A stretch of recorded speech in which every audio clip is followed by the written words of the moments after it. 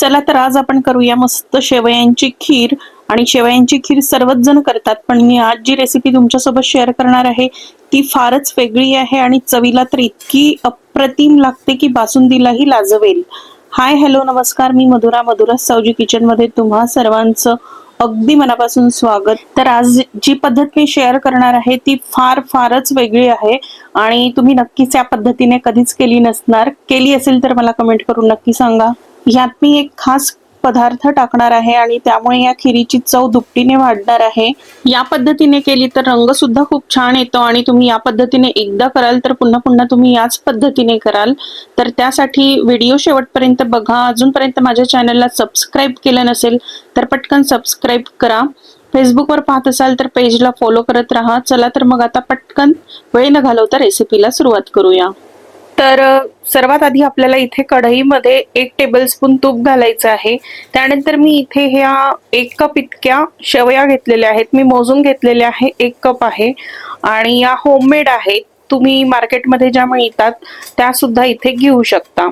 या गव्हाच्या शेवया आहेत, तुम्ही इथे रव्याच्या पण यूज करू शकता। आता आपल्याला इथे या 2-3 मिनिटं तुपामध्ये छान भाजून घ्यायच्या आहेत।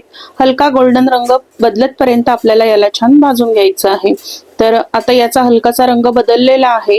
आता यात आपल्याला घालून घ्यायचा आहे खवा आणि खवा घातल्याने या खिरीची चव दुपटीने वाढते आणि हाच तो खास पदार्थ आहे। यामुळेच आपल्या खिरीची चव अप्रतिम अशी येणार आहे। तर इथे मी खवा 1/4 कप घेतलेला आहे, म्हणजेच पाव कप आहे। आणि आता हा खवा आपल्याला या शेवयांसोबत मस्त असा 2-3 मिनिटं भाजून घ्यायचा आहे। तर या खव्याला जशी जशी हीट मिळेल तसा तसा हा खवा सॉफ्ट व्हायला लागेल।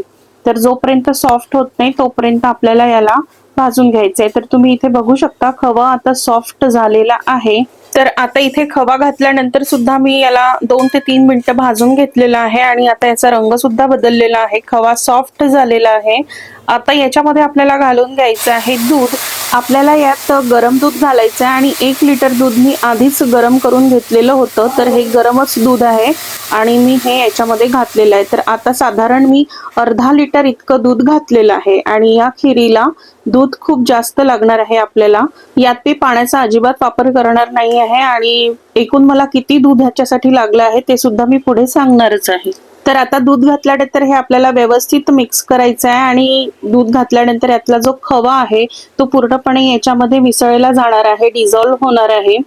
तर अशा पद्धतीने जर खव्याचे काही चंक्स असेल तर ते चमच्याने प्रेस करून त्याला आपण याच्यामध्ये मिक्स करून घेऊ शकतो। तर आता खवा सुद्धा या दुधामध्ये छान मिक्स झालेला आहे, एकजीव झालेला आहे। आता दूध घातल्यानंतर आपल्याला याला छान उकळी येऊ द्यायची आहे, त्यानंतर पुढची प्रोसेस करायची आहे। तर आता तुम्ही इथे बघू शकता दुधाला छान उकळी आलेली आहे।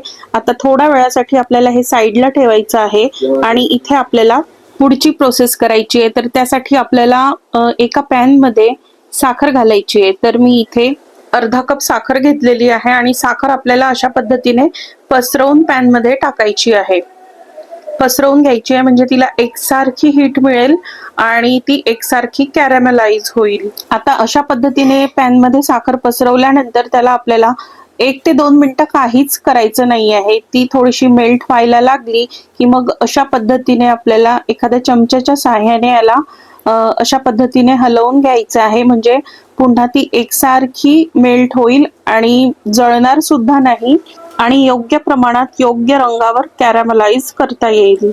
तर तुम्ही बघू शकता आता इथे साखर मेल्ट व्हायला लागलेली आहे। मी इथे अर्धा कप साखर घेतलेली आहे, तुम्ही तुमच्या आवडीप्रमाणे साखर कमी जास्त करू शकता, पण मी जे प्रमाण घेतलेलं आहे ते अगदी परफेक्ट आहे। म्हणजे जेवढं गोड असायला हवं तेवढं अगदी परफेक्ट असं गोड बनून तयार होणार आहे। तर इथे आपल्याला गोल्डन ब्राऊन रंगावर साखर मेल्ट होऊ द्यायची आहे। तर आता तुम्ही इथे बघू शकता साखरेला गोल्डन रंग आलेला आहे, साखर पूर्णपणे मेल्ट झालेली आहे आणि इथून पुढे आपल्याला अजिबात गॅसवर ठेवायचं नाहीये। तर आता आपण हे साईडला करू आणि पुन्हा आपण ही कढई गॅसवर ठेवू। तर आता हे थंड झालेलं आहे। तर या स्टेजवर तुम्हाला दूध कमी वाटलं तर तुम्ही ऍड करू शकता। तर मी आता याच्यामध्ये थोडंसं दूध ऍड केलेलं आहे। आता आपल्याला याला पुन्हा उकळी येऊ द्यायची आहे। आता उकळी इथे यायला लागलेली आहे। आता ही साखर जी आहे जी आपण मेल्ट करून घेतलेली आहे ती आपल्याला गरम गरमच याच्यामध्ये घालायची आहे। तर आता हे शुगर सिरप मी संपूर्ण याच्यामध्ये घालून घेतलेलं आहे आणि आता आपल्याला हे मिक्स करून घ्यायचं आहे। तर सुरुवातीला तुम्ही मिक्स कराल तेव्हा असं वाटेल की याच्यामध्ये गुठळ्या होत आहेत, पण तिथे आपल्याला घाबरून जायचं नाही आहे, ते तसं होणारच आहे। तर त्याला जशी जशी हीट मिळेल तसं तसं ते मेल्ट होणार आहे। तर तुम्ही इथे बघू शकता की याच्यामध्ये अशा पद्धतीने शुगर सिरपच्या लम्स तयार झालेल्या आहेत, पण काही हरकत नाही, त्याला आता जशी जशी हीट मिळेल तसं तसं ते मेल्ट होईल आणि याच्यामध्ये पूर्णपणे मिक्स होणार आहे। तर जोपर्यंत याच्यामध्ये मिक्स होत नाही तोपर्यंत सतत त्याला आपल्याला ढवळत राहायचं आहे। तर आता इथे शुगर सिरप पूर्णपणे मिक्स झालेली आहे आणि एकही आता याच्यामध्ये लम्स राहिलेला नाही आहे। तर बघू शकता तुम्ही, आता याचा फ्लेम आपल्याला स्लोच ठेवायचा आहे आणि इकडे मी हे ड्रायफ्रुट्स घेतलेले आहेत आणि 1 टेबलस्पून इतकं तूप घेतलेलं आहे मी इथे। तर हे ड्रायफ्रुट्स आपल्याला या पॅन मध्ये घालायचे आहे आणि याला आपल्याला फ्राय करून घ्यायचे आहेत। तर मी व्यवस्थित याला फ्राय करून घेतलेले आहेत आणि हे गरम गरम ड्रायफ्रुट्स आपल्याला या खिरीमध्ये टाकायचे आहे। तर तुम्हाला इथे तुमच्या आवडीप्रमाणे तुम्ही कोणतेही ड्रायफ्रुट्स यूज करू शकता जे तुम्हाला आवडतात। या स्टेजवर तुम्हाला खीर घट्ट वाटली तर तुम्ही पुन्हा याच्यामध्ये दूध ऍड करू शकता। दूध तुम्ही कधी पण ऍड करू शकता, थंड झाल्यानंतर जेव्हा तुम्हाला हवं असेल तेव्हा तुम्ही याच्यामध्ये दूध घालून गरम करून तुम्ही खाऊ शकता। तर आता हे ड्रायफ्रुट्स घातल्यानंतर याला छान मिक्स करून घ्यायचं आणि लगेच आपल्याला गॅस बंद करायचा आहे। तर अशा प्रकारे इथे आपली युनिक स्टाईल मध्ये शेवयांची खीर बनून तयार झालेली आहे आणि नक्कीच चवीला फारच जबरदस्त झालेली आहे। तर एकदा तुम्ही या पद्धतीने करून बघा।